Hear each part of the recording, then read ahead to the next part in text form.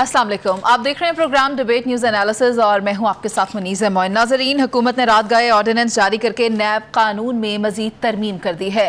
कायम मकाम सदर और चेयरमैन सेनेट सादिक संजानी की जानिब से नैब तरमीमी ऑर्डिनेंस जारी किया गया है और इसमें नैब मुलजिम को इंक्वायरी की सतह पर अब गिरफ्तार कर सकेगी। जिस्मानी रिमांड 14 से बढ़ाकर 30 दिन कर दिया गया है।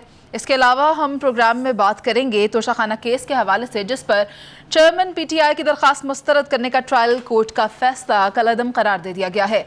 और बात होगी कि 5 जुलाई को सियाह दिन के तौर पर क्यों याद किया जाता है। पैनल में मेरे साथ नवीद चौधरी साहब, पीजे मीर सर, इफ्तिखार अहमद साहब और जावेद साहब मौजूद हैं।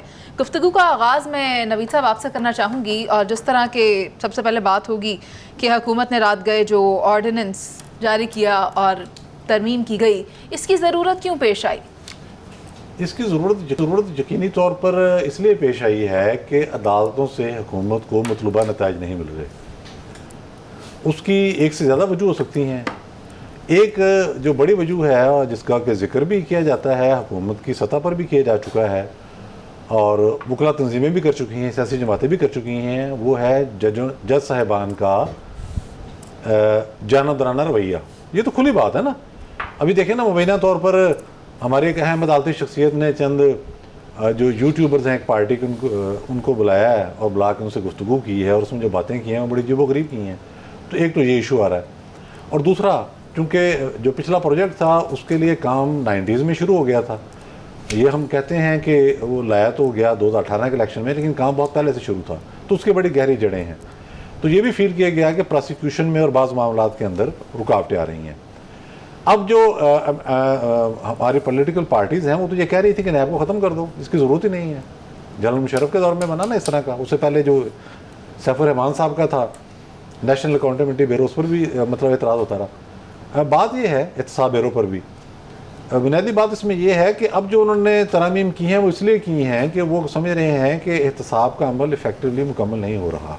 ये पहली दफ़ा हो रहा है। अच्छा। वरना जो भी हुकूमत उतरती थी तो 1-1.5 महीने के अंदर एहतसाब की चक्की में पिसना लोग शुरू हो जाते थे। यहाँ अजब तमाशा बना हुआ है। अब इस हुकूमत ने जब नैब कानून ने तरामीम की तो जिन साहिबान के लिए अब तैयारी हो रही है वो बड़ा चीखे कि ये क्या हो रहा है, और फ़ौरन हम ख्याल बेंच ने उसका नोटिस भी ले लिया और कहा जी ये नैब में आप तरमीम नहीं कर सकते, इसको हम देखेंगे, हम फैसला करेंगे, और वो बढ़ते ही चले गए। उनमें से भी एक जज साहब जो हैं उनका अपना ही केस आया पड़ा है और मैं इरफान कादर साहब की बात यहाँ दोहराऊँगा। उन्होंने ये बात वजाहत कर दी कि सिविल मैटर्स में जजों को इस्तिस्ना हासिल है, फौजदारी में नहीं। तो नैब कवानीन का इतलाक जजों पर भी होगा, होना भी चाहिए, जजों पर भी होना चाहिए और जनरलों पर भी होना चाहिए। करप्शन देखें, डिपार्टमेंटल मामला एक तरफ, करप्शन एक तरफ, जो भी करे उसमें आ जाए। अब मामला ये है कि किया क्या उन्होंने जो किया है, उन्होंने ये किया है कि जो रिमांड की नोयत है उसको उन्होंने तब्दील कर दिया। पहले 90 दिन था, कोई सुन ही नहीं सकता था। अब इन्होंने 14 दिन किया, 30 पर आ गए। एक दूसरा उन्होंने कहा जी कि इंक्वायरी की स्टेज पर गिरफ्तारी हो जाएगी। सबसे अहम बात जो सामने आई है, और वो वैसे जुर्म है लेकिन अब डिक्लेयर कर दिया, जुर्म पहले भी है। उन्होंने कहा है कि रिश्वत की मद में तहाइफ लेना और तहाइफ देना ये भी जुर्म है। ये बात दुरुस्त है, ये असूली और कानूनी तौर पर पहले ही है, लेकिन नैब ने इस ऑर्डिनेंस में इसको डाल दिया। फिर उन्होंने कहा किसी को भी चेयरमैन नैब अप्रूवर बना सकेगा, वादा माफ गवाह, ये बात भी पहले मौजूद है। चले ये आपको मिल गई, अब दोबारा ठीक हो गया, होना चाहिए। सबसे अच्छी बात इस कानून में यह की कि अगर बदनीति पर मबनी झूठा मुकदमा कोई बनाता है किसी के खिलाफ नैब में, तो 3 साल तक उसको कैद की सजा दी जा सकेगी। अब मामला ये है कि ये हो क्यों रहा है? ये हो इसलिए रहा है कि हमारे इदारे फंक्शन नहीं कर रहे।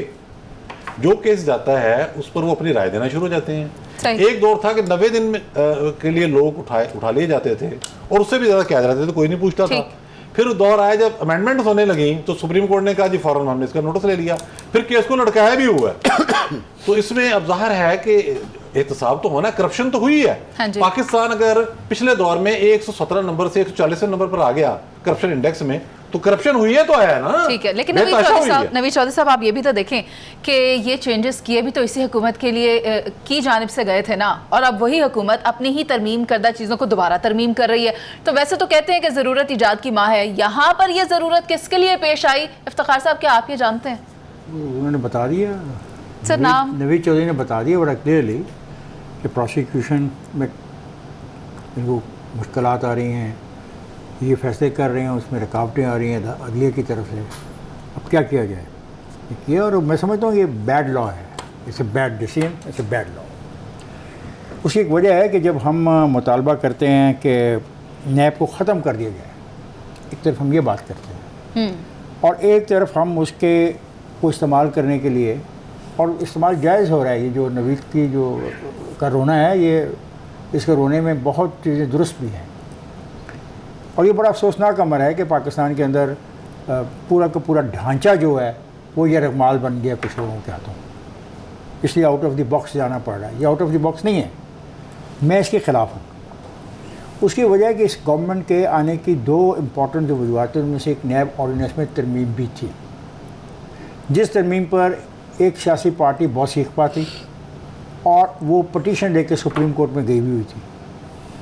अब सुप्रीम कोर्ट की आदत बन गई है कि वो पटिशन दायर करवा लेती है और केस की सुनवाई नहीं होती। अब न सिर्फ ये कि नैब के इस को चेंज किया गया, बल्कि वादा माफ गवाह के लिए भी एक ऑर्डिनेंस जारी किया गया। अब ये क्यों ऐसा हो रहा है?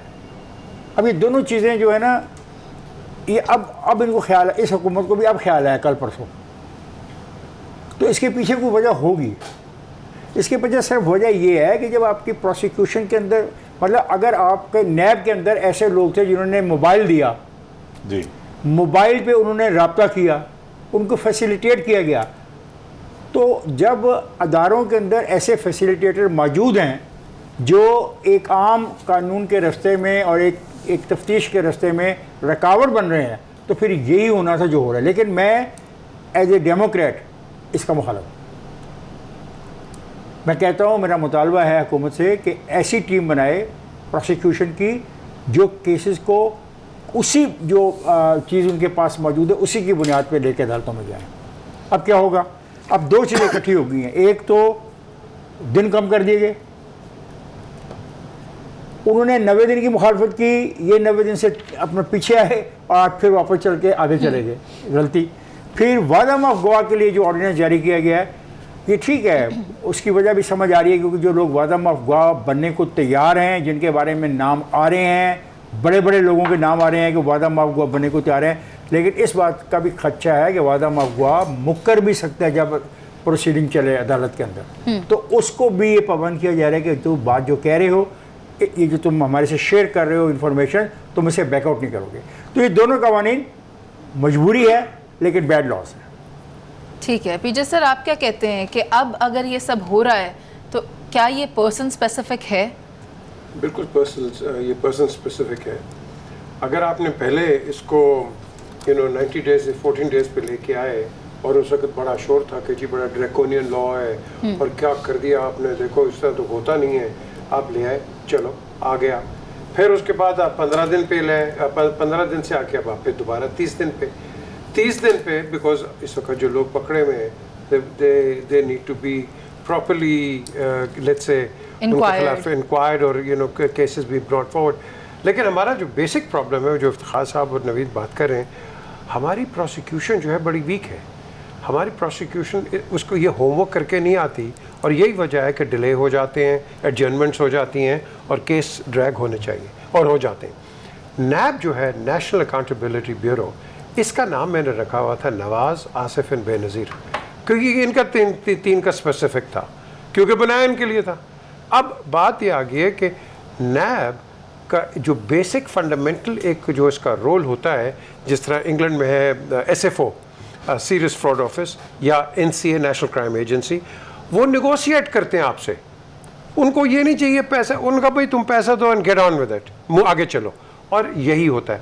हम यहाँ विच हंट पे चले जाते हैं, वो जब तक वो रगड़ के उसको नहीं मार दिया, आपका पैसा भी नहीं आता और आप उस पर डिबेट भी लगे रहते हैं। इसमें प्रोसिक्यूशन का टाइम भी खराब और आपके डिफेंस का टाइम भी खराब। आई एम सॉरी, ये जो इसमें भी है कि आप पैसे दें करें, एग्जैक्टली हो रहा है। यानी माजी में क्या हुआ है कि लोगों ने 6 अरब रुपए का किया, 1 अरब रुपया दिया और 5 अरब रुपए को लीगल करा लिया और घर चले गए। बिल्कुल, और इसलिए बिल्कुल। एक और भी एडमिट था जो वहाँ से आया, फिर जब जहाज पाकिस्तान की फजा में दाखिल हुआ तो उसकी इसकी तो मिसालें मौजूद हैं किस तरह इस इदारे को सियासी इंतकाम के लिए इस्तेमाल किया। हमने देखना है, number 1 interpretation of law. Main चीज़ है, आप जब आप इधर आते हैं इस मरहले पे नेशनल अकाउंटेबिलिटी ब्यूरो को, या आप नेगोशिएशन करो, आप बंद करके क्या आप पैसे बना लोगे? एक कई दफ़ा इंस्टेंसेस हुए, मैं नाम नहीं लेता, कि आपने वो बंदे को पकड़ लिया जो कि पैसा बना रहा था और आपने उसको पकड़ लिया, उसका पैसा बंद हो गया, वो और नीचे चला गया, वो रिकवरी नहीं कर सका। भाई आप लोगों को काम करने दो, आप इनको पकड़ के, आप पकड़ बंद करके क्या कर लोगे मुझे बता दो। और भाई जिसने आपको पैसे देने वो उसको लेट द बिजनेस कंटिन्यू, आप उनसे पैसे भी निकलवाओ। लेकिन यहाँ बात जो आती है, अभी एक जो बात हुई है विसल ब्लोअर, इसकी क्या कहते हैं, वादा माफ करवा, ये तो पिछली गवर्नमेंट ने अनाउंस कर दिया था कि विसल ब्लोअर जो है हमने कर दिया, जो उसको रिवॉर्ड भी मिलेगा। अब विसल ब्लोअर की फिर ये इफ्तिखार ने एक बीच में बड़ा इंपॉर्टेंट पॉइंट रेस कर दिया, वो कई दफ़ा कहेगा मुझे तो ज़बरदस्ती कहा था, अंडर ड्यूरेस। फिर आप क्या करेंगे? हमारे पास बड़े केसेस हैं, इसहाक डार साहब का केस है हमारे पास, उनको अंडर ड्यूरेस किया, वो बेचारे बोल पड़े। क्या करें आप, आपके पास बड़े बड़े इस तरह होते हैं। यू जस्टिफाई दिस वादा माफ गवाही के बारे में जो ऑर्डिनेंस जारी किया गया है? सर इसका 50-50 है, इट्स 50-50 है, इसके प्रोज भी हैं कॉन्स भी हैं। पीछे से लेकिन जो अनडिनाइबल फैक्ट है वो यही है ना कि सबने कहा कि इस इदारे को बंद कर दिया जाना चाहिए, कि इससे इंतकाम लिया जा रहा है, तो हम ये बात छोड़ नहीं सकते या ऐसे साइड पर नहीं रख सकते कि कहा यह जाता था कि या तो ये इदारा चलेगा या मुल्क चलेगा, और या तो ये इदारा काम कर सकता है या हम लोग काम कर सकते हैं। तो जावेद साहब आपको क्या लगता है कि जहाँ इसमें तरमीम की जा रही है, क्यों ना इसको बंद कर दिया जाता? मुनीज़े, हमने पाकिस्तान का और पाकिस्तान के अदारों का शुगर लगाया हुआ है, और ये अजीब तमाशा है कि जो माजी में चीज़ें हमें बुरी लगती हैं वो फिर आगे चल के जब हमारे पॉलिटिकल ऑब्जेक्टिव सर्व नहीं हो रहे होते तो हमें वो चीज़ें अच्छी लगना शुरू हो जाती हैं। यही वो नैब है जिसके बारे में इफ्तिखार साहब ने, आपने जो बात की कि इसके बारे में इसी हुकूमत ने क्या क्या कहानियाँ नहीं सुनाई, बिल्कुल, और पूरा आसमान सर पे उठा लिया इसके खिलाफ कि ये वो कानून है जो सिर्फ और सिर्फ सियासी पॉलिटिकल विक्टिमाइजेशन के लिए इस्तेमाल किया जाता है। तो और आज आपने क्या किया रातों रात? आज भी आपने यही कहा है ना कि इंक्वायरी के दौरान नैब किसी को भी 30 दिन के लिए पकड़ सकती है। तो भाई आप ये पर्सन स्पेसिफिक कर रहे हैं, पॉलिटिकल विक्टिमाइजेशन के लिए कर रहे हैं, मुल्क के बेहतर इंटरेस्ट में नहीं कर रहे, और ना कोई करप्शन पकड़ने के लिए कर रहे हैं। इधर बताया गया 117 से 140 पे करप्शन हुई, तो 117 कौन सा वर्ल्ड का ऑनेस्टी का, 117 तक ऑनेस्टी का वर्ल्ड कप उठा के पहुंचे थे हम, वो भी करप्शन से ही पहुंचे थे, ईमानदारी के झंडे उठाकर 117 पे हम नहीं पहुंचे थे, तो वो भी पॉलिटिकल विक्टिमाइजेशन थी। तो इस अदारे ने स्वाय पाकिस्तान को तबाह करने, नुकसान करने, सियासत से लेके मईशत को, इसके अलावा कुछ नहीं किया। आज हम खुश हो रहे हैं कि 30 दिन की हमने अमेंडमेंट कर दी। कहाँ गए इनके कॉल और फेल, कहाँ गए इनकी कमिटमेंट, कहाँ है अब खाकान अब्बासी साहब? अब आए ना, आप बात क्यों नहीं करते? कहाँ है एहसन इकबाल साहब, ख्वाजा आसिफ साहब? आप तो कहते थे कि प्रोसिक्यूशन को हमने इतना इंपावर कर देना, स्ट्रांग कर देना है कि जब तक उनके पास सॉलिड एविडेंस नहीं होंगे वो किसी को पकड़ नहीं सकते, किसी की इज्जत को उछाल नहीं सकते। आज आपने ये जो कानून पास किया है, इससे किन की इज्जतें बचेंगी और किन की इज्जतें उछलेंगी? चलें, हो जाएगा, वक्त ये भी गुजर जाएगा। लेकिन एक बात याद रखें, जो आज आप बीज बो रहे हैं आपको ये काटना पड़ेगा। सही। और आप ये समझते हैं कि इन तरीके से आप मुल्क को आगे ले जाएंगे? खुदा का वास्ता है, इस मुल्क, इस अवाम के बारे में सोचें। ये आखिरी बात कि इस पार्लियामेंट ने, मुझे सिर्फ कोई शख्स मुझे एक बता दे कि पर्सन स्पेसिफिक के अलावा या अपनी जातियात को बचाने के अलावा इस पार्लियामेंट ने पाकिस्तान या पाकिस्तान की अवाम के लिए कौन सा ऑर्डिनेंस और कौन सा बिल पास किया? सर, ये तो हमारी रवायत रही है, यही है कि जिसको पहले ड्रैकोनियन लॉ कहा जाता था, फिर हुकूमत ने उसमें तरमीम की और फिर तरमीम पर अब दोबारा तरमीम कर रही है। तो ऐसा लगता है कि हुकूमत इसको लेकर खुद भी कुछ कन्फ्यूजन का शिकार है कि इस इदारे के साथ करना क्या है। हम चलते हैं ब्रेक पे, वापस आएंगे और तोशा खाना केस पर बात करेंगे। आप साथ रहिए।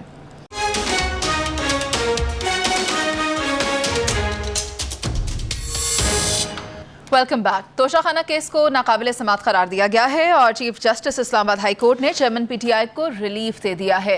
चेयरमैन पीटीआई की वो बात भी मुझे इस मौके पर याद आती है जिसमें उन्होंने कहा था कि chief justice Islamabad high court Aamir Farooq मेरा केस ना सुना करें, तो ये केस भी उन्हीं की जानिब से सुना गया और रिलीफ भी उन्हीं की तरफ से दिया गया है। इफ्तिखार साहब क्या कहते हैं? ये बात मेरा दोस्त एक कहता है कि सब कुछ तमाशा बना दिया है, तो ये उसका मुंह बोलता सबूत है कि जब तक आपको आपकी मर्ज़ी के फ़ैसले आएँ तो जिंदाबाद, और जब देखें कि कोई मसला आने लगा तो आप ये वाकई मजाक बना दिया हमने। यानी सुप्रीम कोर्ट और हाई कोर्ट के जजेस के बारे में जिस किस्म के ख्यालात का इजहार हम पढ़ रहे हैं, सुन रहे हैं या मीडिया में आ रहा है, ये कभी ऐसा नहीं हुआ था। मतलब एक तकद्दस था, बहरहाल उस तकद्दस के पीछे क्या हो रहा था ठीक था, जानते हुए भी हम लोग खामोश रहते थे, लेकिन अब तो वो पर्दा भी हट गया है हमारे और उनके दरमियान।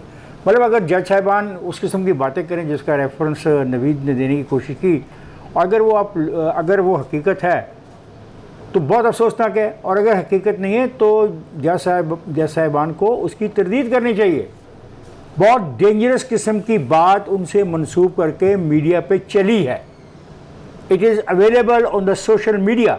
वैसे तो ये बड़े सेंसिटिव हैं, छोटी सी बात हो जाती थी तो उसकी वजाहत करते थे। वो बातें जो इनसे मंसूब की गई हैं वो बुनियादी तौर पे बहुत ही गैर मुनासिब है, और उससे पता लगता है कि इनका झुकाव बड़ा क्लियरली वाज़ेह तौर पे, ये जो आपने लफ्ज़ इस्तेमाल किया, पर्सनल स्पेसिफिक है।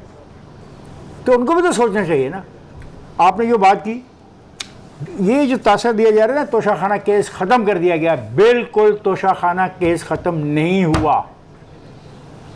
उस पे जज साहब ने जो इतराज़ात लगाए हैं वो कानूनी नोयत के हैं। उनको इलेक्शन कमीशन ऑफ पाकिस्तान का जो तरीक़ाकार था उससे जो इख्तलाफ है और जो उसकी कानूनी वजूहात हैं उसको उन्होंने लिखा और कहा 7 दिन के अंदर वापस आओ, इन सवालों का जवाब लेंगे। तो ये जो तासर दिया जा रहा है, सुना कि मिठाइयाँ भी बांट दी गई, बाद में उनको बड़ा एहसास हुआ कि ये तो फुल जजमेंट आ गई, गड़बड़ हो गई कहीं पे।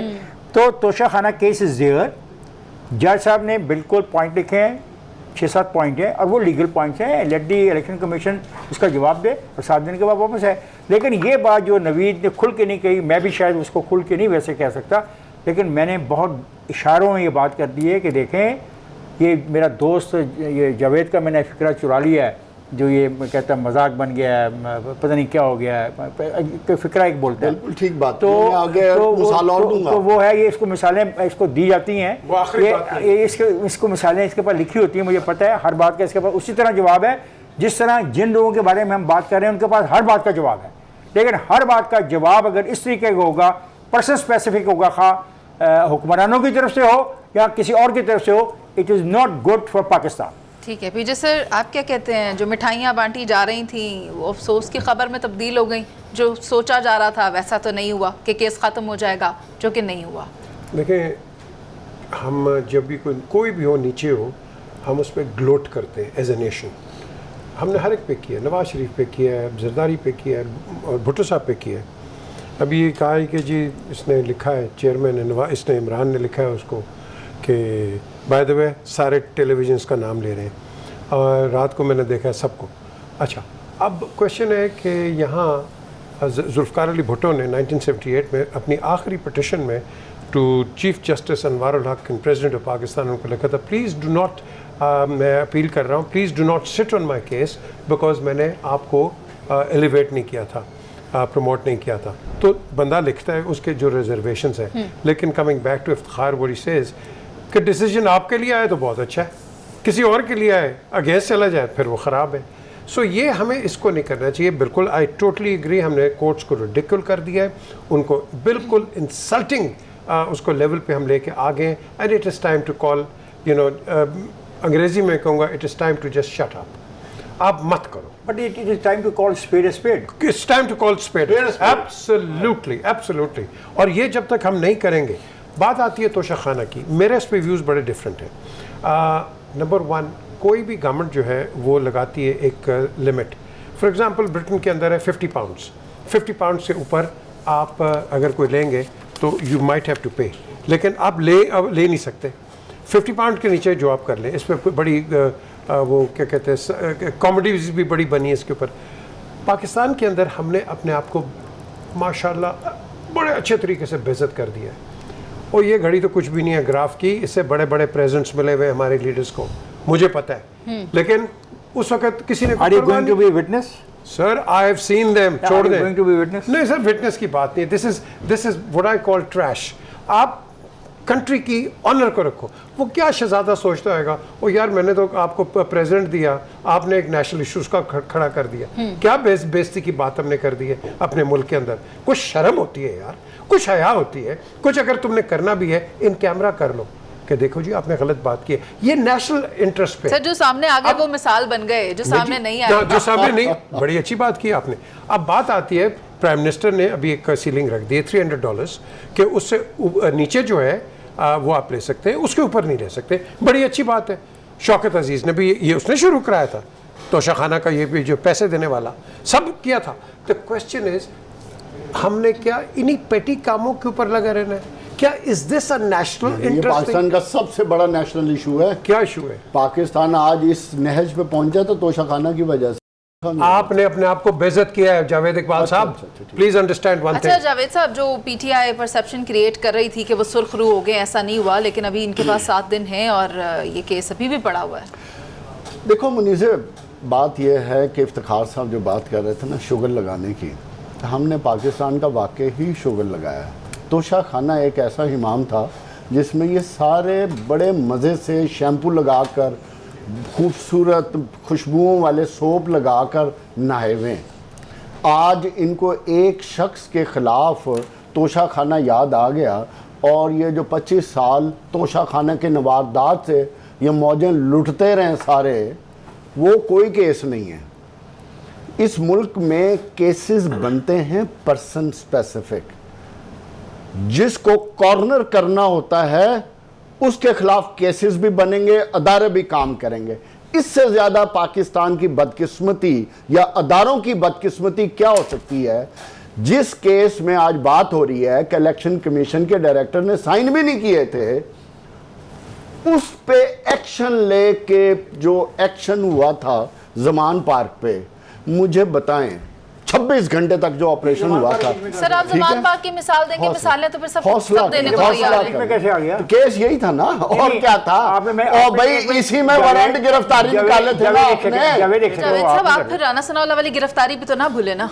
तो राना सनाउल्लाह की गलत सर हुई ये है। तो फिर इससे बिल्कुल गलत गलत लगा है ना, इसी तरह लिए उसको जाते हैं। कौन जस्टिफाई कर रहा है? राना ठीक है। सनाउल्लाह को कौन जस्टिफाई सर, कर हम रहा है? तो इन उसके साथ चीजों को बहुत अच्छा हो। justify कर ही नहीं कहने रहे। का मकसद ये है कि खुदा का वास्ता पाकिस्तान का सोचो, पर्सन स्पेसिफिक मत चलो, 7 दिन के बाद पता लोगों के खिलाफ मत चलो जिनके खिलाफ आपके पास एविडेंस हैं, चीजें ठीक हैं। है। अगर तोशाखाना चलाना है तो पीछे तो शुरू करो, चला रहे सारों हैं, को पकड़े, चलाएंगे। सारों को पकड़े, तुम्हें- सारों को ऑडिट करें। जिन्होंने गिफ्ट लिए हैं, बेचे हैं, क्या बात है, इनके पास पड़े सारों के पास गिफ्ट, जिनके पास नहीं पड़े उनको पकड़े फिर, जावेद क्या साहब, बात सारों कर को रहे करें। हैं? इफ्तिखार आप समझते साहब, हैं एक शख्स को पकड़ने के लिए आप तोशाखाना इस्तेमाल साहब अब बात ये जावेद साहब, कानून भी उसके लिए बात अदालत। ये आपने एक सवाल किया अच्छा, केस के अदालतों बारे की में। बात हो रही केस थी। का 16 आज आपने पैराग्राफ के गिलगित, ऊपर एक सेकंड, जवाब दिया। जावेद साहब, नवीद साहब की राय लेनी है। 10 सेकंड गिलगित बल्तिस्तान में आपने चीफ मिनिस्टर उड़ा दिया 2 महीने के केस में। चीफ मिनिस्टर जो मतलूब था जाली डिग्री पे PMLN का, उसका 5 साल आपने केस चलिए ठीक है सर, ये बात है है। हफीजुर आपने ये बात रहमान, छेड़ी। हफीजुर रहमान कौन है? 5 साल आपने ये चीजें की। जावेद साहब ठीक है, जावेद यार, ये साहब सारे को आपको बहुत छूट दे रखी है। मैं बात नवीद साहब की तरफ ला रही हूँ। नवीद साहब, एक तो ये बात कि पीटीआई हर सूबे से हमने देखा किस तरह क्लीन स्वीप हुई है, अब जीबी से भी हो रही है, इस पर आप क्या राय रखते हैं? और दूसरा आप मुझे ये भी बता दें कि तोशाखाना केस नाकाबिले समाअत की हमने शायद सुर्खियां बड़ी बड़ी टीवी पर देख ली हैं, क्या ऐसा है या इसके अलावा इस केस की रियलिटी क्या है वो बता दें। देखें, एक तो गिलगित बिल्तिस्तान में जो कुछ हुआ है ये इंतहाई काबिल शर्म है कि फैज़ गैंग ने एक ऐसे बंदे को जिसकी डिग्री हायर एजुकेशन कमीशन जाली करार दे चुका था उसको वज़ीर आला बनाए रखा। ओ भाई, जिस बार कौंसिल ने अप्रूव किया उस बार कौंसिल के खिलाफ करेंगे एक्शन और लिया ये बाहर आपने। करेंगे। जावेद साहब, बार कौंसिल का इनकी पार्टी तो वो पार्टी है कि डॉक्टर बाबर रहमान जाली डिग्री लेके PhD बना हुआ है, ये वो पार्टी पकड़े उसे। है। इस पार्टी की क्या बात कर रहे हैं पकड़े आप? उसे। अच्छा, ये जीबी तो साइड पे हो गया। ठीक है। तोशाखाना केस इंतहाई सीरियस मामला है, पाकिस्तान का पूरी दुनिया में मजाक उड़ाया गया। और बाकियों ने जो जब रखा वो गई तोशाखाना, फ्रोज के लिए सर, दुबई लेकिन लेके गई कंप्लीट- गोगी, तो उसके बाद पता लगा सऊदी शाही खानदान को इत्तला हो गई कि आपके तोहफे बिकते फिर रहे हैं बाजारों के अंदर, और जो 25-30 एकड़ आपने लिए कम लगाई गई, जावेद साहब उसके लिए सऊदीया में रही गई इस्लामाबाद गिफ्ट के से। तौर पे जो आप आपने अंदाजा फैक्ट्री लगाएं, लगाई थी, दुकान बंद हो चुकी उसका भी है, बता दें, वो वहां भी से तोहफा चीजें था। बना रहे हैं। हाँ जी,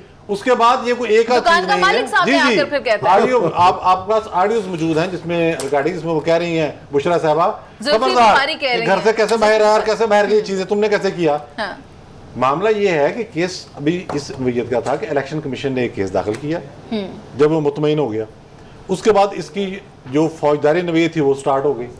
फौजदारी नवेद को चैलेंज किया गया, उन्होंने फर्द जुर्म आयद हो गई।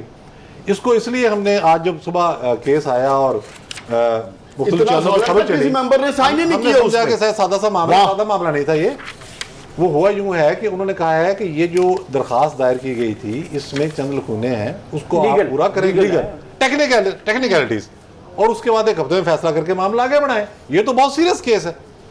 ये हमें क्यों लगा कि जैसे एकदम ये हो गया या इन्होंने मिठाई बांटी, जैसे पनामा में नवाज शरीफ साहब ने बांट दी थी एकदम ना पहले, हालांकि वो साजिश ये थी कि रगड़ा लगाना है। वो जो तीन थे, अच्छा, वो साजिश थी, वो इन ये दो- ठीक है, वाह। दो दो दो थे, उनसे भी ज्यादा घटिया थे। वाह। लेकिन प्लान क्या था कि रगड़ा लगाना है। उन्होंने कहा तुम दो ये करो, तीन हम करेंगे। खैर बात ये है, ये इंतहाई सीरियस केस है। इस केस से बचने के लिए क्या नहीं किया चेयरमैन पीटीआई ने, भागते फिर रहे हैं। फॉरेन फंडिंग और तोशा खाना टेरियन केस, तीन तो ओपन थे ना जी, अब मामला इसमें। अब ये केस आगे आएगा चलेगा, हुआ क्यों, बात इसलिए फैल गई कि जजों ने जो उस पर रिमार्क्स दिए, फिर बात वहीं घूम के आ गई। एक जज साहब जो लाहौर हाई कोर्ट से चले गए सुप्रीम कोर्ट में, उन्होंने पता क्या कहा तोशा खाना केस पर, हाँ जी, यहाँ भी दरखास्त है, हो सकता है कि उन्होंने तोशा खाने के तोहफे बेचकर चंदे में दे दिए हों। एक जज जो इस्लामाबाद हाई कोर्ट में बैठे हुए हैं, उनके खिलाफ रेफरेंस मौजूद है, वो कह रहे हैं क्या है अगर बाहर से कुछ चंदा आ गया है, चीज आ गई है, ठीक। अगर आर नकवी ने भी दिए हैं कि नए मकसद के लिए नहीं है, उनको पता नहीं है कि दुनिया भर में इल्लीगल मनी का इस्तेमाल वो साबित हो जाए, अगले इदारे के इदारे फना कर देते हैं। जी, आप चैरिटी ऐड इदारे में भी नहीं जा पीछे सकता। से ऐड स्टेट करना बैंक की चाहूंगा। रिपोर्ट, स्टेट बैंक की रिपोर्ट हम हमारे पढ़ रहे हैं, अपने ही स्टेट बैंक की जी। रिपोर्ट। और मजाक बनाया हुआ है कानून को, उसके नतीजे में मजाक लग रहा है। पीछे से ऐड करना चाह रहे हैं। वेरी सीरियस केस, और उसमें संगीन सजा होनी चाहिए, और ये मैं कहता हूं इबरत का निशाना बनाना चाहिए सारों को, पिछले 20 साल वालों को सबका इकट्ठा फैसला करें। घड़ियां बेच के मुल्क का मजाक बना रहे हैं। और जिन्होंने गाड़ियां बेची हैं, जो लाया को बेचा, उनका क्या करना है? घड़ियां बेच रहा है, पता नहीं क्या क्या बेचता है फिर रहा है लेट्स मुल्क का। Talk objective. मुझे एक बताएं, मुझे इसका किसी ने आज तक जवाब नहीं दिया। एक आदमी, आपने उसको कहा वो चोर है, आपने उसको कहा मनी लॉन्डर है, आपने उसको कहा एक्सटॉर्शनिस्ट है, आपने उसको मर्डर कहा, आपने उसको हर किस्म का किडनैपर का हर किस्म का खुतबा दे दिया, उस पर टैग लगाया, 11 साल आपने उसको जेल में रखा। आसिफ अली जरदारी, Exactly. उसका क्या कसूर था बताओ मुझे। ये वही चीज़ है जहां आपने पकड़ना है, आपने उसको पकड़ना है, जब नहीं सीधी सी पकड़ना बात नहीं है। पकड़ना। नहीं पकड़ना। ख्वाजा हज़रात, ये बात हम कर रहे थे उसके हवाले से जो एक केस है तोशा खाना का, उसके बारे में जो उन्होंने कहा कि 7 दिन में दोबारा लेके हम उसके बारे में बात कर रहे जी, थे, बिल्कुल। जिसके बारे में जज साहब ने अच्छे खासे 16 पैरास लिखे हैं। ये उसके बारे में बात करें। इफ्तिखार साहब, आपने बिल्कुल दुरुस्त बात की है। ये बात यहाँ पर ख़त्म थी है कि this chapter is not close. कहा जो जा रहा है कि तोशा खाना केस नाकाबिल समाअत करार दिया गया है, नहीं, अभी इसके ऊपर 7 दिन है। 7 दिन में इसकी प्रोसीडिंग मजीद सामने आएगी। अभी हम चलते हैं ब्रेक पर, उसके बाद वापस आएंगे, बात करेंगे कि किस तरह एक जमहूरी हुकूमत का तख्ता उल्टा गया था। आप साथ रहिए।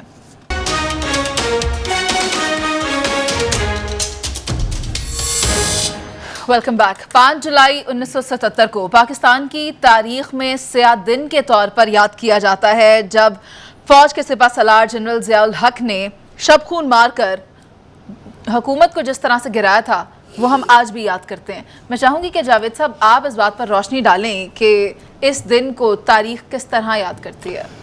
तारीख इसको स्याह दिन के तौर पे ही याद रखेगी, क्योंकि वो एक ऐसा दिन था जब पीएनए की मूवमेंट अपनी पीक पे थी और हुकूमत और पीएनए के दरमियान आलमोस्ट एग्रीमेंट हो चुका था, मामला तय पा चुके थे।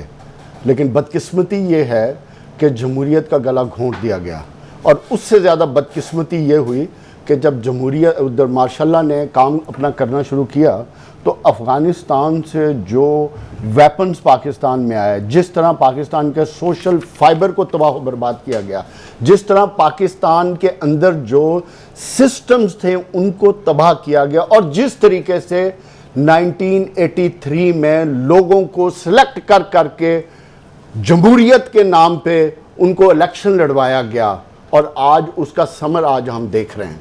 ये वही लॉट है जो 80 की दहाई में पाकिस्तान में इमर्ज हुई थी और उसके बाद पाकिस्तान के अदारे तबाह बर्बाद होना शुरू हो गए, क्योंकि पिक एंड चूज थी ना। कोई क्रिकेट खेल रहा था, उसको बुलाकर कहा गया कि आओ जनाब आपको फाइनेंस मिनिस्टर बना देते हैं। तो ये बदकिस्मती है ना, जब आपके सिस्टम काम नहीं करते, जमहूरी निज़ाम काम नहीं करता, तो फिर इसी तरह की लीडरशिप ऊपर आती है जिसका खुमियाजा आज पाकिस्तान भुगत रहा है। आज क्या है, उस दौर में अगर रिकॉल करें, इफ्तिखार साहब मुझे याद कराएंगे, तो इवन तांगे भी जो चलते थे ना, उनकी भी नंबर प्लेटें थी, उन पे भी लाइटें लगी होती थी। सोशल सिस्टम ऐसा था कि गली मोहल्ले में, इलाके में लोग एक दूसरे को इज्जत है और शर्म से देखते थे। आपके तमाम अदारे प्रॉफिट में काम कर रहे थे। वो दिन और आज का दिन, पाकिस्तान की पॉलिटिक्स भी बर्बाद हो गई। पाकिस्तान के सियासतदानों ने ओवरनाइट मिलियनर बनने का ऐसा कॉन्सेप्ट इमर्ज कराया कि जिससे पाकिस्तान तबाह हो गया। ब्यूरोक्रेटिक सिस्टम ऐसा था कि पाकिस्तान की ब्यूरोक्रेसी चलाती थी निज़ाम को, ऐसा बेहतरीन चल रहा था, हर चीज़ प्रॉफिट में थी। और उसका नतीजा क्या हुआ, पिक एंड चूज, चॉइस, जो हमें सर्व करेगा उसको अपॉइंटमेंट मिलेगी। इसने आपका ब्यूरोक्रेटिक सिस्टम भी तबाह कर। बात यह है, जो वाक़या है 4 जुलाई और 5 जुलाई की दरमियानी रात को, वो एक अफसोसनाक वाक़या है। इस पर तो कई किताबें अब लिखी जा चुकी हैं, 10-12 किताबें तो उर्दू में हैं। नौजवान नस्ल को पढ़नी चाहिए कि क्या हुआ, क्योंकि उनको तो बिल्कुल नहीं पता पाकिस्तान का क्या है। नौजवान नस्ल जो है 2000 के बाद के पाकिस्तान को जानती है ज़्यादा, इससे पहले के पाकिस्तान को नहीं जानती। और ये वाक़या जो है 1977 4 और 5 की दरमियानी रात को, ये बड़ा अहम है। जमहूरियत को उस रोज़ ख़त्म कर दिया गया, और जमहूरियत को ख़त्म करने की वजूहात क्या हैं, उन किताबों में, तहरीरें में, 2 मिनट के प्रोग्राम में उनको नहीं बता सकता। बाकी बातें इसकी आप शामिल कर लें कि ये फौरी तौर पे 77 से निकल के, एक सेकंड यार, तो क्या तुम्हें दोबारा तकरीर कर रही? आखिरी बात शेर ऑलरेडी शेर है ना, ठीक है, ये सम्राट शेर जब सब इफ्तिखार साहब को बात करने दें। देखिए, उसमें सबसे जो खौफनाक बात हुई कि जब सियासी लोग अपना फैसला खुद करने लगे थे, और ये दोनों फ्रीकैन लिख रहे हैं। प्रोफेसर गफूर साहब की किताब पढ़ लें आप, उसमें वाज़ेह तौर पर लिखा हुआ क्या है। नवाब नसरुल्लाह खान के साथ जितनी भी हमारी मुलाकातें इस हवाले से रही, उस पर मैं वो खुल को बताते रहे कि क्या बात थी। दूसरी तरफ जो फ्रीक है, मौलाना कौसर नियाज़ी की किताब आप पढ़ लें तो आपको पता लगेगा दूसरा मौक़िफ़ वो क्या कहते हैं। बिल्कुल डिसाइडेड था कि मामलात सियासी तौर पर तय किए जाएंगे, अच्छा, नहीं होने दिए गए।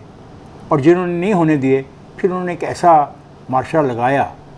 पहले कहा हम अक्टूबर में इलेक्शन करा देंगे। मैं अक्टूबर उसकी बात कर रहा हूँ, मैं इस अक्टूबर की बात नहीं कर रहा जो आने वाला है। उन्होंने कहा जी अक्टूबर में इलेक्शन करवा देंगे, तो अक्टूबर फिर अक्टूबर ही रहा और इलेक्शन नहीं हुए। बातें बिल्कुल इससे सही गई हैं, इसको बात करने का ढंग नहीं है। ये बात अपने एक ख़ास अंदाज से कहता है। इसको जब तक वो कप्तान जो तंग करता रहता है क्रिकेट वाला, अब पता नहीं किस कप्तान की बात कर रहा था, तो एक ही कप्तान उस ज़माने में क्रिकेट खेलता था, उसको बहुत तंग करता है। ये सारा उसको देख के हर चीज़ भूल जाता है। हकीकत है, सियासी तौर पर, समाजी तौर पर, माशी तौर पर, इंतज़ामी तौर पर और फ़ौजी तौर पे भी जो नुकसान ज़ियाउल हक़ के इस अमल ने पहुँचाया, ये खमियाजा हम आज तक भुगत रहे हैं। आज का पाकिस्तान वो नहीं है जो 70s का पाकिस्तान था, 80s का पाकिस्तान था। ये बहुत अफसोसनाक वाक़या है। मैं सिर्फ नौजवानों से जो मुझे सुनने में कहूँगा, किताबें पढ़ें, तारीख़ को समझने की कोशिश करें, फिर आप अंदाज़ा लगाएंगे कितना बड़ा नुकसान। नवीद साहब, क्या हम अभी भी उस वाक़े से सफ़र कर रहे हैं या हम उसी पोजीशन में हैं? आपको क्या लगता है? बिल्कुल, देखें, उसमें हम यूँ कह सकते हैं कि भुट्टो साहब इस कदर कदावर शख्सियत थे कि उन्होंने एस्टेब्लिशमेंट की जो मुदाखलत थी मुख्तलिफ शोबों में सियासत समेत, उनको किसी हद तक काउंटर किया था कामयाबी के साथ। और 1971 के बाद जिस तरह से फिर वो जंगी कैदी छुड़ा के लाए, तो उनका एक बहुत बड़ा उसमें रोल था। उसके बाद हमने देखा कि इंटरनेशनली जो उनकी शख्सियत थी वो मानी जाती थी। पाकिस्तान के वो वाहिद, अब तक के जितने भी हमारे वज़ीर आज़म आए हैं, वो वाहिद शख्सियत हैं जो इंटरनेशनली नोन थे। इसीलिए इस्लामी सरबराही कॉन्फ्रेंस जैसा वाक़या आज सोचता हूँ तो हैरानी होती है कि वो कैसे गया, बोले सोच के। और बड़े बड़े की बात नवीद, हमारे पास लाहौर में घर नहीं थे उन लोगों को ठहराने के लिए, तो हमने प्राइवेट घर मांगे। मोहम्मद अली का भी हमने घर मांगा और हमने आगा जी गुल का भी घर मांगा। हमने लोगों के घर मांग के अपने मेहमानों को वहाँ पर ठहराया, क्योंकि हमारे पास तो इतनी कैपेसिटी नहीं थी, हमारे पास ऐसा कोई इंतज़ाम ही नहीं था। और इस तरह से जो बहुत बहुत बड़े बड़े स्टेप थे वो भुट्टो साहब के दौर में लिए गए, और उनकी शख्सियत को जब हमने खो दिया और अदालती कत्ल हुआ उनका, ये बात मैं लाजमी करना चाहूँगा, उनका अदालती कत्ल किया गया, तो उसके बाद ज़ाहिर है मुल्क के अंदर बहुत ज़्यादा इंतशार फैला और मुदाखलत बढ़ गई। भुट्टो साहब के जाने से ये भी हुआ कि वो जिस सुपर पावर को ये कह रहे थे कि हम आपके साथ बराबरी की सतह के ताल्लुकात चाहते हैं, इंडिया को तो ये कह ही रहे थे, शिमला माहदे से ये बात चलती आ रही थी इंदिरा गांधी के साथ, हालांकि हमने जंगें हारी थी, लेकिन अमेरिका के साथ वो यही बात कर रहे थे। इसीलिए हमने जब एटम बम की बुनियाद रखी, यही था ना कि हम अपनी एक तो मुआशी खुद मुख्तारी हासिल करेंगे और दिफाई मामला में भी हम किसी के मरोने मिन्नत नहीं रहेंगे। ये चीन वाला सारा जो ब्लॉक है इस तरफ उन्होंने रजू किया, स्टील मिल जब बनाई तो फिर रशिया के साथ भी एक ताल्लुक बन गया। तो भुट्टो साहब का जो खला है वो वैसे तो हम जुबानी कह देते हैं कि फ़लाँ शख्सियत चलेगी, खला कभी पूरा नहीं होगा। मैं सिद्के दिल से कहता हूँ, I am a rightist, hard core rightist, सारी उम्र में, लेकिन मैं फिर भी ये कहता हूँ कि भुट्टो साहब की शख्सियत का खला कभी पूरा नहीं होगा। सर, मैं पीजे सर की भी राय लेना चाह रही हूँ। पीजे सर, आप मुझे ये बता सकते हैं कि उस वाक़े के हमारे मुल्क पर क्या असरात मुरतब हुए? आज जिसका आप रिज़ल्ट देख रहे हैं, आपके सामने रिज़ल्ट देखें, भुट्टो साहब को जो ये मुश्किलात सामने करने पड़ी, in a way I was pretty close, because जब ये बेल लेके आए थे 78 में, तो 134 शादमान ने नवाब सादिक हुसैन कुरैशी के घर गए थे। You couldn't go from jail road to Firozpur road, आप अंदर घुस नहीं सकते थे। आज भी चले जाएं, वो बेच दिया घर, उसकी छत आज भी बैठी हुई है, इतने लोग ऊपर आए हुए थे। बहरहाल ये जो हुआ था मेरी नज़र के अंदर, एक तो यूनाइटेड नेशंस में उनकी जो स्पीच और उसके बाद 74 का जो इस्लामिक समिट कॉन्फ्रेंस हुई है, उसके बाद आई थिंक वेस्ट ने पर्टिकुलरली देखा कि ये एक इमर्जिंग फोर्स उठ रही है जिसने पूरी उम्मा को इकट्ठा कर दिया है, जो कि फैक्ट है। और आपने यहाँ जो शायद इनको पता होगा कि यासिर अराफात जो कि कह रहे थे नहीं आ रहा, वो छुप के आया था, याद है? बिल्कुल। वो छुप के आया था, उसको पता नहीं था किसने किस तरह आना क्या आना। और just deviating of the record, वहाँ किंग फैसल ने बड़ी घड़ियाँ दी थी रॉयल एम्बलम की, वो सब लोगों ने बेच दी हैं। अच्छा, तो शाहखाना के बनना चाहिए, बिल्कुल बनना चाहिए, छोड़े नहीं सर, नहीं, लेट्स नॉट पॉइंट। मैं बात it was a passing reference. Now question उठता है कि आपने एक जिक्र कर दिया, आपने भी इंटरव्यू किया नसीम हसन शाह को, मैंने भी किया, उन्होंने इकरार किया हमसे गलतियाँ हुई हैं कि हमने अपनी भी तो जान बचानी होती है, देखना पड़ता है, ये बात ठीक है। वट एवर, मौलवी मुश्ताक का आपने हाल देखा क्या हुआ। The question is, it was a disaster, it was a total complete disaster. और मुझे अभी तक याद है, मैं और नवाज शरीफ हम जा रहे थे माजडा 808 में, शाह जमाल का जो चौक है वहाँ गोलियां लगी थी अहमद रज़ा कसूरी के बाप को, गोल चक्कर के ऊपर। तो हम यही बात कर रहे थे, मैं कहा देख यार ये क्या बंदे मार दिया। द क्वेश्चन इज़, आप इसको हिस्ट्री में जितना जाएं, यूसुफ रज़ा गिलानी साहब ने इनका जो केस है, क्योंकि अभी भी आप कोर्ट में चले जाएँ, उनके एनल्स में लिखा हुआ है he is being hanged as a murderer, तो हमने इसको रिपील करवाना है। ये कोर्ट, अभी ये केस लगा हुआ है कोर्ट के अंदर, हाई कोर्ट में, सुप्रीम कोर्ट में लगा हुआ है। हुकूमतों का तख्ता उलटने वालों को ये बात याद रखनी चाहिए कि टाइम इज़ नॉट कांस्टेंट। इसी के साथ प्रोग्राम का वक्त खत्म हो गया। आपसे इजाज़त, अल्लाह ने के मान।